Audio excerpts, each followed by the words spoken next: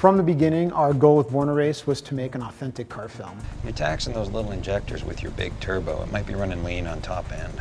Seemed to pull hard right through redline last time I checked. It could pull harder is all I'm saying. These cars will really do these things. The products are real, all the technical stuff is real, the features are real, the horsepowers are real. You know, we have real cars doing this stuff. The main thing that sets this film apart from other street racing films is that it's set in high school.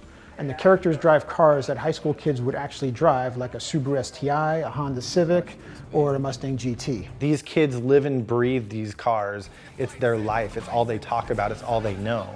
We've seen all these movies, Fast and Furious, and all these other car movies, which are great and they're a lot of fun. But for the niche people like myself that are racers, I mean, a quarter mile is a quarter mile. You don't shift 17 times and hit your nitrous button 52 times. And you know, it's kind of like nonsense racing. What we wanted to do, we still wanted it to be exciting and fun, but we wanted real life technical stuff, real life cars, real life racing. So basically the cars you see in this movie pretty much can do what they're doing.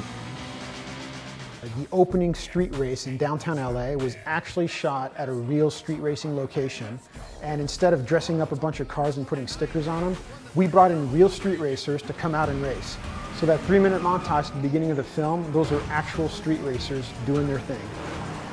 This movie was created with Alex and I sitting at Mel's Diner in Sherman Oaks talking about it. And even though we didn't shoot at a real Mel's Diner, you know, it's got that same feel of that 50s all-American diner, which was like my home base through, you know, all of my college years. Other locations were like Pep Boys. Pep Boys stepped up in a big way and they've developed this new speed shop, which they told me about on the phone. And I was like, what do you mean? Pep Boys Speed Shop. I wasn't really clear about it. They said just go to downtown LA and check it out. And I walk in and it looks like a regular Pep Boys. And you look over in the far corner and boom, it's a full-blown speed shop.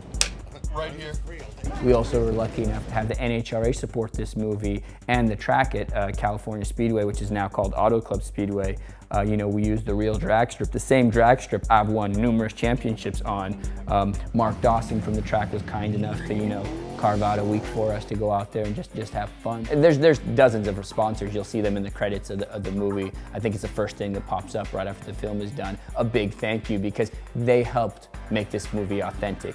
And without them, you know, we couldn't have done it. So real big thanks to everybody that helped.